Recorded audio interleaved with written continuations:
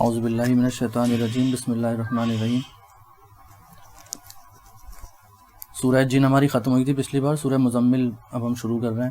سورہ مزمل اور سورہ مدثر یہ دونوں صورتیں آپس میں ایک جوڑے کی شکل میں ہیں اور مضمون دونوں کا ایک ہی جیسا ہے، بلکہ جو مضمون سورہ مزمل میں شروع ہو رہا ہے وہ مدثر کے اندر جو ہے وہ کمپلیٹ ہو رہا ہے، پورا ہو رہا ہے، مکمل ہو رہا ہے۔ اور یہ کہا جاتا ہے کہ یہ جس زمانے میں یہ صورت نازل ہوئی ہے، کیونکہ آپ صلی اللہ علیہ وسلم کی جو تبلیغ کا زمانہ ہے اس زمانے کو اگر بانٹا جائے تو اس کے کئی مراحل ہیں۔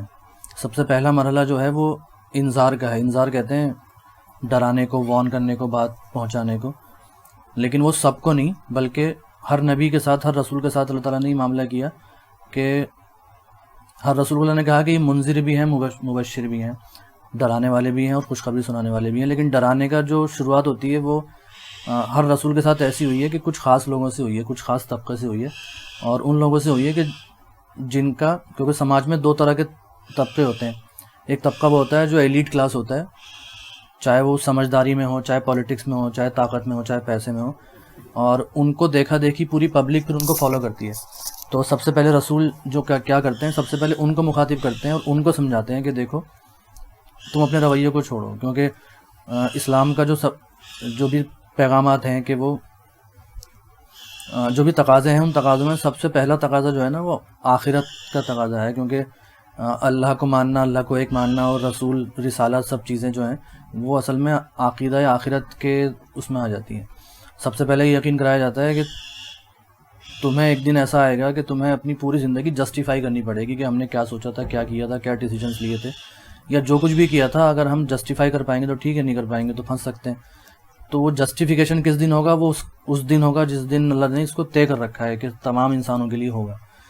اور ہوگا تو پھر کون اس دن مالک ہوگا، کون وہ باز پرس کرے گا، کون فیصلہ کرے گا؟ تو وہ ایک ہستی ہے جس کو اللہ نے کہا ہے کہ وہ خدا ہے، پوری کائنات کا خدا ہے، اور وہ اکیلا ہے، کیونکہ اس کے فیصلوں کو پھر ٹکر دینے یا ٹالنے یا اس کو کمزور کرنے کے لیے پھر کوئی اور ہستی موجود نہیں ہے۔ حالانکہ انسانوں نے ہر زمانے میں کچھ ہستیاں ایسی بنائیں، چاہے وہ مشرکوں نے بنائی، چاہے بعد میں مسلمانوں نے خود بنائی، جو اس فیصلے کو انفلوئنس کر سکے۔ یعنی اللہ تعالیٰ نے قیامت میں انسانوں کو کھڑا کر لیا، اور کھڑا کرنے کے بعد کہا کہ جی تم پھنس رہے ہو، تم جسٹیفائی نہیں کر پا رہے اپنی زندگی کو، اور تمہاری زندگی جو ہے تمہیں جہنم کی طرف لے کے جا رہی ہے۔ اب یہاں سے کہانی شروع ہوتی ہے شرک کی، کہ لوگوں نے پھر کچھ ایسی ہستیوں کو گھڑا یا ایسا با اختیار سمجھا، چاہے وہ فرشتے ہوں، چاہے بزرگ ہوں، چاہے وہ گھڑی ہوئی ہستیاں ہوں، چاہے وہ پتھر ہوں یا مورتیاں ہوں، کہ یہ اصل میں ہمیں قیامت کے اس فیصلے سے جو ہے بچائیں گی۔ یا تو اللہ تعالیٰ ہمیں سزا نہیں دے گا، ایسا کچھ ہونے والا ہی نہیں ہے، اور اگر ہوا بھی تو اس راستے سے اور اس پریشانی سے بچنے کا راستہ ہمارے پاس یہ ہے کہ ہم نے ان خداؤں کو خوش کر رکھا ہے۔ تو قرآن خود کہتا ہے کہ وہ کہتے تھے، ان سے جب کہا جاتا تھا، ہم صلی اللہ علیہ وسلم کہتے تھے کہ تم ان خداؤں کو کیوں پوچھتے ہو جو خدا نہیں ہے؟ تو وہ کہتے تھے یہ خدا نہیں ہے، اصل میں تو یہ ہمارے خدا کے ہاں سفارش ہی ہیں ہمارے۔ تو اللہ نے ان تمام چیزوں کو توڑا۔ لیکن بعد میں کیا ہوا کہ مسلمانوں نے پھر شرک سے بچتے ہوئے اور توحید میں رہتے ہوئے بھی یہ سہارے نکال لیے۔ یعنی قیامت کے فیصلے کو انفلوئنس کرنے کے لیے ہمارے پاس اب بھی کئی سارے راستے موجود ہیں جو ہم نے بنا رکھے ہیں۔ تو اس میں پھر خدا آ جاتا ہے، پھر خدا کا اکیلا ہونا آ جاتا ہے، وہ ساری چیزیں آ جاتی ہیں۔ تو اصل پیغام جو تھا اسلام کا وہ یہ تھا کہ زندگی ایسے گزارنی ہے کہ تمہیں یہ احساس ہو کہ تم سے برتر ذات ایک موجود ہے جو تمہیں ہر وقت دیکھ رہی ہے، اور وہ تمہیں کسی بھی طرح کی حق تلفی کرنے سے روکنا چاہتی ہے۔ تو حق تلفی سے بچنا ہے تمہیں، اسی کو تقویٰ کہتے ہیں۔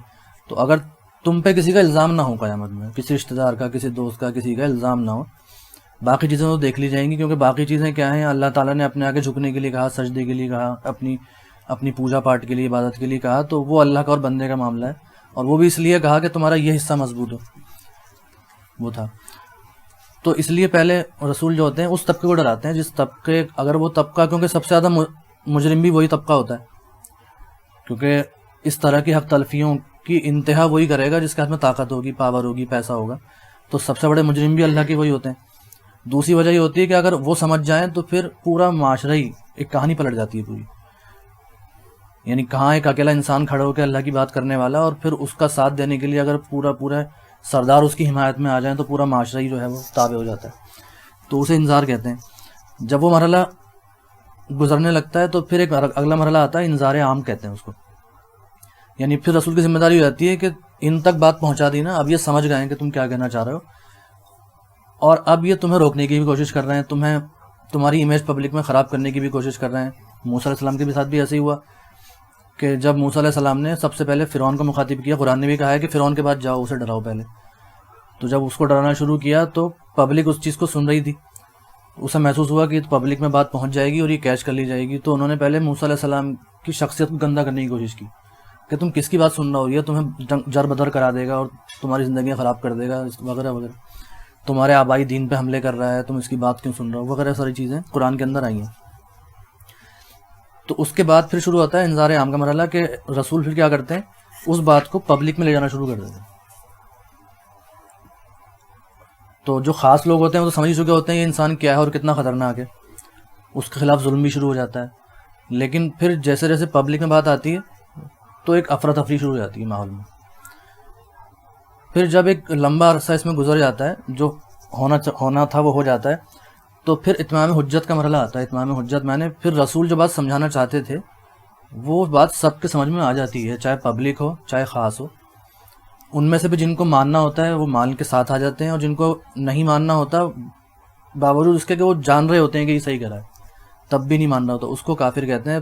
پھر اس کے بعد جو ہے عذاب کا مرحلہ شروع ہوتا ہے کہ رسول سے کہا جاتا ہے کہ تم ان سے الگ ہو جاؤ، اور پھر ان پہ عذاب آنے کا مرحلہ شروع ہو جاتا ہے۔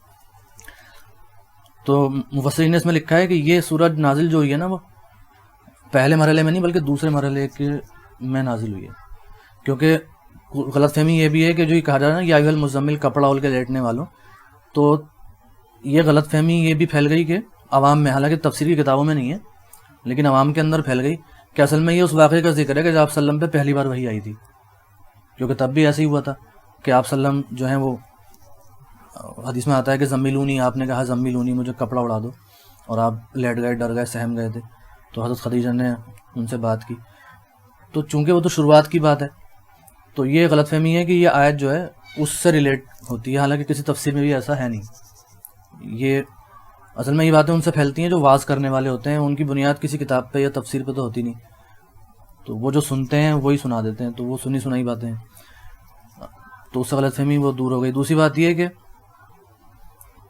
اب یہاں پہ تھوڑا سا اختلاف ہے، کچھ تفسیروں میں یہ ہے کہ آپ صلی اللہ علیہ وسلم جب یہ وحی نازل ہوئی تو آپ صلی اللہ علیہ وسلم جو تھے کپڑا اڑ کے لیٹے ہوئے تھے، کچھ تفسیروں میں ہے، اور کچھ تفسیروں میں یہ ہے کہ حقیقت میں ایسا نہیں تھا کہ آپ صلی اللہ علیہ وسلم جو ہیں لیٹے ہوئے تھے، اصل میں یہ اس وقت کے عرب میں ایسا ہوتا تھا کہ چادر جو تھی وہ انسان کے لباس کا حصہ ہوتی تھی ریگستانی اس میں ماحول میں، اور ایک ایسا شخص جو سب سے پریشان ہو چکا ہو، سماج سے پریشان ہو چکا ہو اور لوگ اسے برا بھلا کہہ رہے ہوں، تو پھر وہ اپنے آپ میں سمٹنا چاہتا تھا تو چادر اوڑھ کے بیٹھا رہتا تھا۔ یہ ایک محاورتی تصویر ہے اس سماج کی، عرب کے ماحول کی۔ ہاں جیسے کنارہ کش ہو گیا، آپ نے چھوڑ دیا، تم جانو تمہارا کیا کام ہے، میں تو اپنی جگہ بیٹھا ہوں۔ تو آپ صلی اللہ علیہ وسلم کے دل کے اندر ایسے خیالات جو ہے، آپ کی کیفیت کچھ ایسی ہونے لگی تھی کہ آپ صلی اللہ علیہ وسلم نے پہلے تو خاص لوگوں کو، قریش کو، سرداروں کو، اپنے خاندان کے لوگوں کو ڈرانا شروع کیا، لیکن جب ریسپانس بہت برا ملا تو آپ صلی اللہ علیہ وسلم کی کیفیت یہ ہونے لگی تھی کہ جی اللہ کا مطلب اللہ کی ذمہ داری یہ دی ہے تو میں کر رہا ہوں، لیکن مجھے اب امید نہیں ہے، آپ مطلب چادر اوڑھ کے بیٹھنا آپ نے شروع کر دیا تھا۔ اس کیفیت کو اللہ تعالیٰ نے جو ہے وہ بیان کیا کہ ایک کپڑا اوڑھ کے سمٹ کے بیٹھنے والے، تمہیں ہم نے اس لیے نہیں بھیجا کہ تم اس طرح سمٹ کے بیٹھ جاؤ، اور کیوں بیٹھ رہے ہو یہ بھی اللہ کو پتا تھا کہ اس میں آپ صلی اللہ علیہ وسلم معذور ہیں، انسان کی فطرت ایسی ہی ہوتی ہے، تو بعد میں اس کو بتایا بھی ہے، کھولا بھی ہے اور سمجھایا بھی ہے آپ صلی اللہ علیہ وسلم کو کہ تم مت سوچو اس طریقے سے، اور اس کیفیت کو توڑنے کا حل کیا ہے یہ بتایا گیا ہے۔ لیکن یہاں یہ جو کہا گیا نا اے کپڑا اوڑھ کے لیٹنے والے، یا کپڑا اوڑھ کے لیٹنا تو یہاں ہے ہی نہیں، کپڑا اوڑھنے والے، یا ایھا المزمل قم اللیل الا قلیلا، کہ اے رسول ہم جانتے ہیں کہ آپ کی کیا کیفیت ہے اس وقت، اب ہم یہ چاہتے ہیں کہ آپ جو ہیں کنارہ کش، اگر آپ کو یہ لوگ برے لگ رہے ہیں کوئی بات نہیں، تھوڑے وقت کے لیے اب ایسا کر لو، ہمارے پاس آ کے بیٹھا کرو، یعنی اللہ نے اپنی طرف بلانے کی کوشش کی۔ قم اللیل الا قلیلا، اب تم رات جو ہے نا ہمارے ساتھ گزارا کرو، کھڑے رہا کرو ہمارے سامنے، نصفہ، آدھی رات تک، او انقص منہ، یا اس میں سے کچھ کم کر دو تھوڑی سی، قلیلا، او زد علیہ، یا آدھی رات میں تھوڑا بڑھا بھی دیا کرو, مطلب یہ فلیکسیبل ہے, ایسا نہیں ہے ہم نے آدھا کہہ دیا تو آدھی رات. ورتل القرآن ترتیلا, اور سارے انسانوں سے کٹ کے, الگ ہو کے, گوشہ نشین ہو کے, ہمارے سامنے کھڑے ہو کے قرآن کو پڑھا کرو. لیکن پڑھنے کے لیے اللہ نے یہاں نہ قرات کا لفظ استعمال کرا ہے, نہ تلاوت کا کرا ہے, بلکہ رتل کا کرا ہے. رتل القرآن, قرآن کو ترتیل کے ساتھ پڑھا کرو. رتل اور ترتیل کہتے ہیں بہت ٹھہرنا, ایک ایک جگہ وقف کرنا. تو اے رسول ایک ایک آیت ہماری جو ہم نے نازل کی ہے اب تک جو بھی نازل ہوئی ہے, اس کو ہمارے سامنے کھڑے ہو کے سب سے الگ ہو کے پڑھو, اس کو سوچو, غور و فکر کرو, اور ہمارے ساتھ سرگوشی کرو. انا سنلقی علیک قولا ثقیلا, کیونکہ تمہاری ابھی سے حالت یہ ہو رہی ہے, ابھی تو تمہارے لیے بڑا لمبا سفر باقی ہے, ابھی ہم تمہارے اوپر ایک بڑا بوجھ ڈالنے والے ہیں. تو اس کیفیت سے نکلنا بہت ضروری ہے. انا ناشئۃ اللیل, بے شک رات کا اٹھنا, ہی اشد وطئا و اقوم قیلا. ناشیہ کا لفظ ہے انشاء, جیسے اللہ نے کہا نا کہ ہم نے تمہیں پہلی بار بھی پیدا کیا تھا, یہ وہی لفظ ہے نشاء, پیدا کرنا. اس سے یہ بات ثابت ہوتی ہے کہ یہ نہیں کہا گیا کہ شب بیداری کرو, یعنی یہ نہیں کہا گیا کہ شام سے لے کے رات جب شروع ہو تو تم تلاوت شروع کر دو, نماز شروع کر دو اور آدھی رات تک پڑھتے رہو. ناشیہ کا مطلب یہ کہ اٹھنا ہے, سونے سے اٹھنا ہے, مطلب رات کو آرام کرو, ریلیکس ہو جاؤ, اس کے بعد پھر اٹھنا ہے, اٹھ کے رات میں کھڑے ہوا کرو. اور کیونکہ بے شک رات کو ایسا کرنا, رات کو اٹھنا, ہی اشد وطئا و اقوم قیلا, وہ نفس کو کچلنے کے لیے بہت اچھا ہے. اشد وطئا, نفس کو کچلنا, شدید یعنی نفس پہ شدت پڑتی ہے اس کی. اچھا, ایک جگہ ترجمہ اس کا کیا گیا ہے کہ یہ دل کے جمنے کے لیے بڑا اچھا ہے, دل کے جماؤ کے لیے. ہی اشد وطئا و اقوم قیلا, لفظی معنی تو یہ ہوں گے, اور بات سیدھی نکلنے کے لیے اچھا ہے. تو کسی نے ترجمہ کیا ہے کہ اس وقت جو بات نکلتی ہے دل سے نکلتی ہے. کسی نے ترجمہ یہ کیا کہ اس وقت, جیسے اس میں کیا ہے, اور بہت ہی خوب وقت ہے یہ قرآن پڑھنے کے لیے. اقوام قیلا, حالانکہ یہاں پڑھنا نہیں ہے, قول کا لفظ ہے, قیلا بات کہنے کا. تو ایک جگہ ترجمہ بڑا اچھا ہے, وہ کہتے ہیں کہ اس کا مطلب یہ ہے, ترجمہ اس کا یہ ہے کہ اور وہ وقت سمجھنے اور سمجھانے کے لیے بہت اچھا ہے. اور کہا جاتا ہے کہ جو پچھلی سورہ سورہ جن ہے, سورہ جن کے اندر یہ آ گیا تھا کہ آپ سلم سے کہا گیا تھا کہ لوگوں سے کہہ دو کہ مجھے یہ وحی کی گئی ہے کہ جن کی ایک جماعت نے قرآن سنا ہے مجھ سے, اور سن کے یہ ریسپانس دیا انہوں نے. تو کہا جاتا ہے کہ یہی وقت تھا, آپ سلم جو تھے رات کے اسی حصے میں قرآن, تہجد میں قرآن پڑھ رہے تھے, جس نماز کا حکم دیا گیا ہے اس میں قرآن پڑھ رہے تھے, اسی وقت انہوں نے سنا تھا. تو اس وقت جو بات, مطلب اگر کسی کو قرآن سنانا ہو تو اس وقت کا سنانا بہت کارگر ہے, یا کسی کو قرآن سننا ہو اور سمجھنا ہو تو اس وقت کا سمجھنا پڑھنا جو ہے بہت کیفیت رکھتا ہے, رات کا جو اس وقت. ان لک فی النہار سبحا طویلا, اس آیت کے بھی دو مطلب ہیں لیے گئے ہیں تفسیروں میں. ایک تو سیدھا سیدھا ہے کہ ان لک فی النہار سبحا طویلا, بے شک تمہارے لیے دن میں سبحا طویلا, لمبے کام ہیں. سبحن طویلا, طویل لمبے کو کہتے ہیں. سبحن مصروفیت, سبحن کا مطلب اصل میں یہ وہی لفظ ہے جو تسبیح کا لفظ ہے, سبح یسبح. تو ایک تدبر قرآن میں جو ہے امین حسن اصلاحی وہی کہتے ہیں کہ اس کا مطلب یہ ہے کہ اے رسول دن میں تو تم تسبیح کرتے ہی ہو لمبی لمبی. ان لک فی النہار سبحا طویلا, تم ہمیں اٹھتے بیٹھتے تو یاد کرتے ہی ہو, لیکن ہم تم سے یہ نہیں کہہ رہے کہ تم ہمیں یاد نہیں کرتے یاد کرو, ہم تم سے یہ کہہ رہے ہیں کہ اس اسپیشل کیفیت کے ساتھ اس وقت میں یاد کرو خاص طور سے. اچھا, اس یہ بات بھی کچھ جگہ میں نے دیکھا کہ یہ بات بھی نکالی کہ یہاں پر تہجد کہا گیا اور اس کو فرض کرا گیا ہے, وہ دوسری صورت میں ہے. ان آیات میں یہ صرف رسول سے قول ہو رہا ہے یا پھر یہ صرف رسول سے ہو رہا ہے؟ یہ صرف رسول سے ہو رہا ہے. اچھا, تو اس کا مطلب پھر تو یہاں جیسا کہ کہیں پڑھا تھا, شاید میں نے یاد پڑھ رہا ہے کہ ان آیات سے بھی یہ نکالا گیا انفرنس کہ بھئی یہ جو ہے آپ کا تہجد فرض کیا گیا, اور پھر آخر میں یہ حدیث میں ہے کہ لوگوں نے جو آپ صلی اللہ علیہ وسلم کے ساتھ رہتے تھے, رہنے شروع کر دیا تھا, انہوں نے بھی پیروی کی اس کی, انہوں نے بھی رات کو ایسے ہی کرنا شروع کیا, اور آپ صلی اللہ علیہ وسلم نے بھی پروموٹ کیا کہ ہاں ایسا کرو. کیونکہ اس وقت تک نماز فرض بھی نہیں تھی. اچھا. اور آخر کی صورتوں میں جا کے پھر اس کو وہ کر دیا گیا تھا کہ بھائی یہ ضروری نہیں ہے کہ جتنا آپ کو آسان ہو اتنا پڑھو. وہ اسی صورت میں ہاں اسی کی آخری صورت میں. ہاں. پھر بنی اسرائیل میں اس کا پورا ذکر ہے کہ آپ یہ تہجد جو ہے نافلۃ لک، یہ آپ کے لیے خاص. یہ تو شروع کی صورتوں میں ہوگی نا. یہ شروع کی صورت ہے، شروع کی صورتوں میں ہوگی نا. لیکن یہ کہا جاتا ہے کہ اس کے دونوں رکوع الگ الگ وقت پہ اترے ہیں. اچھا اچھا اچھا. کیونکہ وہ آخری رکوع جو ایک ہی آیت کا پورا رکوع ہے وہ، تو اس آیت میں صرف یہی موضوع ہے کہ آپ کے لحاظ سے کون سی ہے یہ ہے 70 وہ تیسری. اعوذ باللہ من الشیطان الرجیم، بسم اللہ الرحمن الرحیم. تو ان لک فی النہار سبحا طویلا واذکر اسم ربک وتبتل الیہ تبتیلا. تو ذکر کیا کرو اپنے رب کے نام کا. اب یہاں بھی جو اس کی تفسیر ہے اس میں یہ ہے کہ اس کا مطلب یہ نہیں ہے، کسی نے بھی یہ مطلب نہیں لیا کہ یہ کہا گیا ہو کہ تم اپنے رب کے نام کا جپ کیا کرو. یعنی اب یہ اس کا مطلب یہ نہیں ہے کہ اللہ اللہ اللہ اللہ کیا کرو. اس کا مطلب یہ ہے اپنے رب کے اسم کا اندر صفات بھی شامل ہوتی ہیں.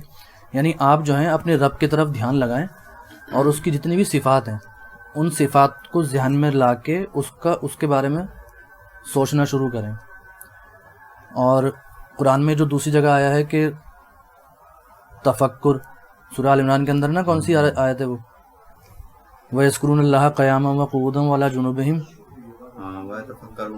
وَيَتَفَكَّرُونَ فِي خَلْقِ السَّمَاوَاتِ وَالْأَرْضِ، کہ اللہ تعالیٰ نے تعریف کی ان لوگوں کی جو لیٹے اٹھے بیٹھے اللہ کا ذکر کرتے ہیں اور فکر کرتے ہیں اس کی تخلیق میں، اس کی بنائی ہوئی آسمان و زمین کی تخلیق میں. تو کہا جاتا ہے کہ جو فکر ہے وہ بھی اصل میں ذکر کا سورس ہے، کیونکہ فکر کے بغیر ذکر ہوگا تو وہ خالی ذکر ہوگا، وہ صرف زبانی ذکر ہوگا. اگر آپ تفکر، غور و فکر کر رہے ہیں تو وہ اصل میں ذکر کر رہے ہیں اب اللہ تعالیٰ کا، اصل کنیکٹڈ ہیں اب اللہ تعالیٰ کے ساتھ. تو یعنی صرف زبانی نہ ہو، ہاں ذہن سوچ کے ساتھ تفکر بھی ہو اس میں، اور اپنے رب کی صفات پہ تفکر کرو. مطلب یہ ہے اس وقت بیٹھ کے. وَتَبَتَّلْ إِلَيْهِ تَبْتِيلًا، اور تبتل کا مطلب ہوتا ہے دوسروں سے کٹ کے کسی ایک طرف جھک جانا. وَتَبَتَّلْ إِلَيْهِ، اور اس خدا کے اپنے رب کی طرف جھک جاؤ تمام سے کٹ کے اس وقت. یعنی جب تم سب سے پریشان ہو جاؤ تو رات کے وقت میں اپنے خدا سے تعلق جوڑو، اور تعلق جوڑنے کا ذریعہ اللہ تعالیٰ نے بتا دیا ہے کہ رتل القرآن ترتیلا، ترتیل کے ساتھ قرآن کی آیات پہ کو پڑھو، غور کرو، فکر کرو، تدبر کرو. اور خدا کی صفات، کیونکہ اس کی صفات کے اندر ہی سب کچھ ہے. ہم اس سے کہتے ہیں کہ اس کا نام وکیل ہے. ہم یہ کہہ سکتے ہیں کہ اے رب تو ہی میرا کارساز ہے، تو ہی میرا وکیل ہے. یعنی میرا کام کہیں سے نہیں بن رہا، کام بنانے والا صرف تو ہی ہے. تو میرے اتنے کام اٹکے میں تو بنا دے. میں اتنا پریشان ہوں تو رحم کرنے والا تو ہی ہے. یعنی یہ صفات کے ساتھ جڑی ہوئی ہیں ساری چیزیں. تو جیسے جیسے ہماری جو بھی اشکالات ہیں، ہماری جو بھی پریشانیاں ہیں، یا جو بھی استعانت ہے، وہ اصل میں اس کی کسی نہ کسی صفت کے ساتھ جڑی ہوئی ہے. مطلب ہمارا کوئی پشت پناہ نہیں ہے، ہم اکیلے ہیں تو وہ ساتھ دینے والا ہے، وہ پشت پناہ ہے. ہمارا کوئی کام نہیں بن رہا تو کام بنانے والا، نکالنے والا وہ ہے. اگر ہم کسی کشمکش میں ہیں تو اس کشمکش سے نکالنے والا، مددگار وہ ہے. تو اس طرح ہم اس کو ان حیثیتوں سے یاد کریں خدا کو اس وقت، اور اس کو پکاریں اس کے ساتھ. وَتَبَتَّلْ إِلَيْهِ تَبْتِيلًا، اور پھر سب سے کٹ کے صرف اسی کے ہاتھ میں اپنا ہاتھ دے کے نا اس سے بات کریں اور اس کے سامنے پریشانی رکھیں. اور یہ کہہ کے اللہ تعالیٰ کہتا ہے کہ اگر تم نے ایسا کیا اور تم سب سے کٹ کے میرے پاس آ گئے تو میں کون ہوں. یہ سوچو کہ تم کتنی قوت والی ہستی کے پاس آ گئے ہو. وہ ہے جو رب المشرق والمغرب، جو مشرق سے لے کے مغرب تک کی تمام کائنات کا رب ہے. لا الہ الا ہو. اور وہ ہے جو خدا ہے، جو اصل میں مطلب تم کسی ارے غیرے کے پاس نہیں آئے ہو، تم ایک خدا کے پاس آئے ہو، جو خدا ایسا کہ اس کے علاوہ کوئی خدا ہی نہیں. اللہ فاتخذہ وکیلا، تو اسی کو اپنا دوست، اپنا کارساز، اپنا مددگار اور وکیل کیوں نہیں بناتے. وَاصْبِرْ عَلَىٰ مَا يَقُولُونَ، تو صبر کرو اس پر جو کچھ یہ لوگ کہتے ہیں. وَاهْجُرْهُمْ هَجْرًا جَمِيلًا، اور انہیں چھوڑ دو، انہیں نظر انداز کرو، ان سے الگ ہو جاؤ. لیکن الگ ہونا کیسا؟ حجر جمیل. قرآن میں سورہ یوسف کے اندر تو صبر جمیل تو آ ہی گیا تھا, صبر جمیل صبر جمیلہ جو یعقوب علیہ السلام کے لیے آیا تھا. یہاں پہ حجر جمیل, حجر کہتے ہیں الگ ہو جانے کو. لفظ اردو میں ہجر بھی اسی سے بنا ہے, ہجر و وصال کہتے ہیں نا, وصال ملنا اور ہجر جدائی, تو وہی لفظ جدائی ہے یہ ہجر. تو ان سے جدائی اختیار کر لو, لیکن کیسی جدائی؟ حجرن جمیلہ. اب ایک تفسیر میں لکھا ہے کہ جدائی کا مطلب, الگ ہونے کا مطلب ایسے الگ ہو جیسے ایک باپ اپنے نالائق بیٹے سے الگ ہو کے بھی الگ نہیں ہوتا. ایک باپ ہے, اس کا بیٹا نالائق ہے تو وہ اس سے الگ ہونا چاہتا ہے, الگ ہے لیکن الگ بھی نہیں ہے, تعلق توڑ نہیں سکتا, رشتہ ہے. تو اس طرح رسول کا, پیغمبر کا رشتہ تمام امت کے ساتھ ہے, لوگوں کے ساتھ ہے, تو وہ انہیں چھوڑ کے الگ تو ہو نہیں سکتا, لیکن ذہنی طور پہ الگ ہو کے اللہ سے کے پاس آ سکتا ہے. تو بہت خوبصورتی کے ساتھ جو ہے وہ کیا کہتے ہیں, کنارہ کشی کرو. وَذَرْنِي وَالْمُكَذِّبِينَ. اور اگر تم بہت زیادہ پریشان ہو تو پھر یہ سوچو کہ ان جھٹلانے والوں کو مجھ پہ چھوڑ دو, مجھے اور جھٹلانے والوں کو ساتھ چھوڑ دو, تم ہم پہ چھوڑ دو سارا قصہ. اولی النعمتی, یعنی تم ان سے جدائی اختیار کر لو خوبصورتی کے ساتھ, اور ان لوگوں کو, یہ جو واو ہے نا بیچ میں وا, یہ دو پارٹیز کا ہے. وَذَرْنِي وَالْمُكَذِّبِينَ, مجھے اور انہیں چھوڑ دو ساتھ میں, ہم آپس میں نمٹ لیں گے, تم اتنی فکر کیوں کر رہے ہو. کن لوگوں کو؟ کون مکذبین؟ اولی النعمتی. اصل میں مکذبین کے جو سرخیل ہوتے ہیں اور لیڈرز ہوتے ہیں وہی ہوتے ہیں جو اولی النعمہ ہیں, جن اللہ تعالیٰ نے نعمتوں سے نوازا ہے. وَمَهِّلْهُمْ قَلِيلًا, اور انہیں تھوڑی مہلت دے کے تو دیکھو, یہ اللہ تعالیٰ کہہ رہا ہے. اچھا, اس میں جو تصویر کھینچی گئی ہے نا موقع محل کی اور حالات کی, اور آپ صلی اللہ علیہ وسلم سے جو کچھ تقاضا کیا گیا ہے, اس چیز کو اگر ہم دیکھیں تو اسے کہتے ہیں روحانی مجاہدہ, مطلب اسپریچول. اور جو دنیا میں تصوف جب پیدا ہوا تو چونکہ تصوف پہلے نہیں تھا, جب تصوف پیدا ہوا تو تصوف اور خانقاہیں اور درگاہوں کا جو مقصد تھا وہ یہی تھا کہ ایک انسان جو پریشان ہے یا ڈسکنیکٹڈ ہے یا اللہ سے اس کا تعلق نہیں ہے, ان کو پاس بٹھا کے اللہ سے جوڑ لگوانا.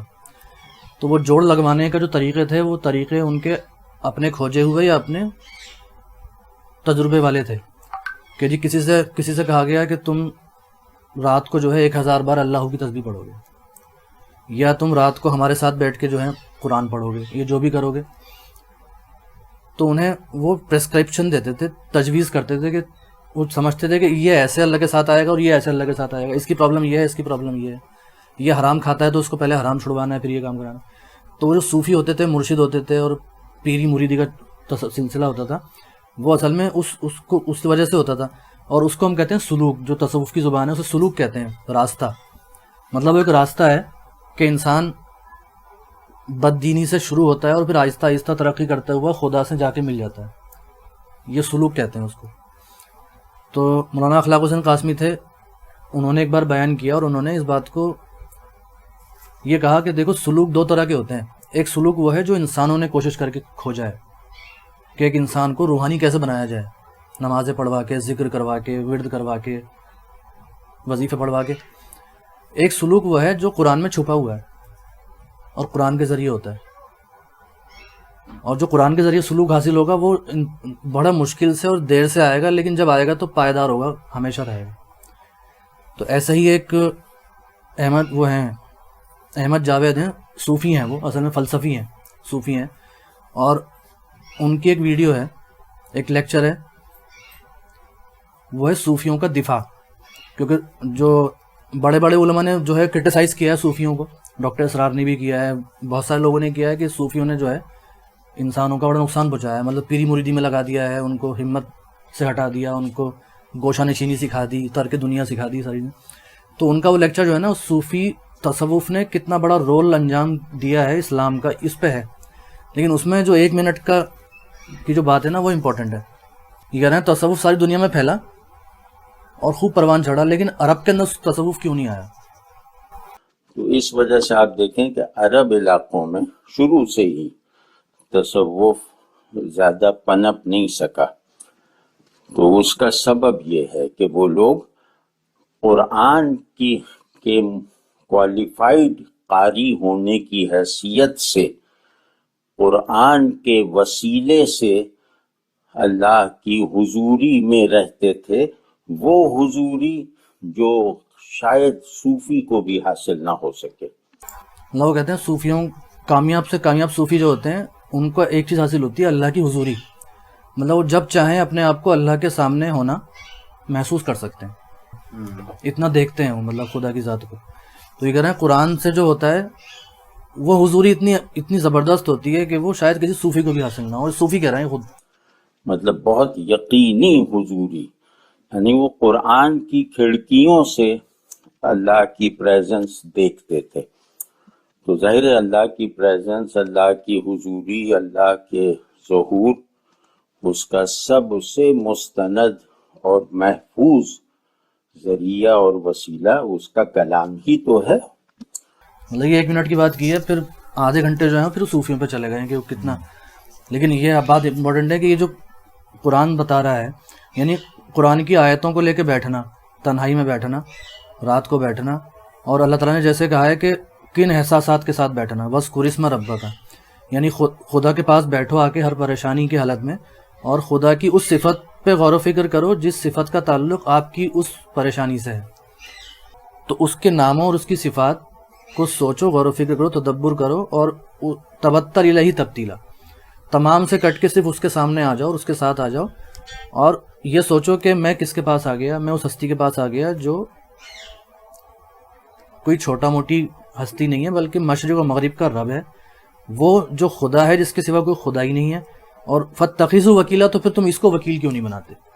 تو یہ وہ صورت ہے جو انسان کو صحیح تصوف سکھاتی ہے اگر تصوف میں دلچسپی ہو تو۔ انا لدینا انکالن و جہیما، یقیناً ہے ہمارے پاس ان کے لیے، یعنی ان مکذبین کے لیے، ان کافروں کے لیے، بھاری بیڑیاں اور بھڑکتی ہوئی آگ، و طعامن ذا غصۃ، اور کھانا حلق میں پھنسنے والا، و عذاباً علیما، اور دردناک عذاب، یوم ترجف الارض والجبال وکانت الجبال کثیبا مہیلا، یہ ہوگا اس دن جب لرز اٹھیں گے زمین اور پہاڑ، اور ہو جائیں گے پہاڑ ریت کے بھر بھرے بھرے ٹیلوں کی مانند۔ انا ارسلنا الیکم رسولا، انا ارسلنا الیکم رسولا، اب یہ الیکم کا جو پہلے مخاطب ہیں وہ وہی لوگ ہیں جو محمد صلی اللہ علیہ وسلم کے سامنے کھڑے ہوئے تھے اور آپ صلی اللہ علیہ وسلم کو تکلیف دے رہے تھے اپنی باتوں سے بھی اور اپنے رویے سے بھی۔ تو اللہ تعالیٰ کہہ رہا ہے کہ دیکھو تمہاری طرف یہ رسول اسی طرح آئے ہیں جیسے انا ارسلنا الیکم رسولا شاہدن علیکم، تمہارے اوپر شاہد، ابھی شاہد کو بھی دیکھیں گے ہم تفصیل کیا ہے، کما ارسلنا الی فرعون رسولا، فرعون پر رسول بھیجے تھے، فعصا فرعون الرسولا، تو نافرمانی کی فرعون نے رسول کی، فاخذناہ اخذا وبیلا، تو دھر لیا ہم نے اسے بہت سخت پکڑ میں۔ تو یہ اللہ ڈرا رہا ہے کہ تم بھی پکڑ لیے جاؤ گے۔ فَكَيْفَ تَتَّقُونَ إِن كَفَرْتُمْ يَوْمًا يَجْعَلُ الْوِلْدَانَ شِيبًا، تو اے لوگوں کیسے بچ جاؤ گے تم اگر انکار کرو گے تم بھی اس دن سے جو دن بچوں کو بوڑھا کر دینے والا ہوگا، جس دن سختی اتنی ہوگی۔ السماء منفطر بھی، اور آسمان پھٹا جا رہا ہوگا اس کی دہشت سے، کان وعدہ مفعولا، ہے وعدہ اللہ کا پورا ہو کے رہنے والا۔ ان ھذہ تذکرہ، بے شک یہ قرآن کلام ایک نصیحت ہے، ایک تذکرہ ہے، فمن شاء اتخذ الی ربہ سبیلا، تو جو چاہے اپنے رب کی طرف کا راستہ اختیار کر لے۔ اچھا یہاں جو کہا گیا انا ارسلنا الیکم رسولا شاہدن علیکم، شاہدن علیکم کا مطلب ہوتا ہے تمہارے خلاف گواہ، کیونکہ شاہد کا مطلب ہوتا ہے گواہ، اور علیکم کا مطلب ہوتا ہے خلاف، کہ ہم نے تمہارے پاس یہ رسول بھیج کے تمہارے ایکسکیوزز ختم کر دیے، یہ تمہارے خلاف گواہ ہے، اگر تم نے مان لیا تو تمہارے ساتھ فیور میں ہے ان کی گواہی، اور اگر تم نے نہیں مانا تو پھر نہ ماننا تمہارا کوئی ایکسکیوز نہیں دے سکتے تم کہ ہم نے کیوں نہیں مانا، سمجھ میں نہیں آیا تھا، ہمارے پاس کوئی نہیں آیا تھا، ہم کس چکر میں پھنس گئے تھے، ہم لیڈرز کے چکر میں آ گئے تھے، کیونکہ اللہ تعالیٰ کہہ رہا ہے کہ ہم نے تمہارے سامنے ایک رسول بھیجا ہے اور اس کے ساتھ تمام دلائل اور تمام چیزیں موجود ہیں، تو تمہارے خلاف گواہی کر دیں گے۔ صدق اللہ العظیم، سبحان اللہ وبحمدہ، سبحانک اللہ۔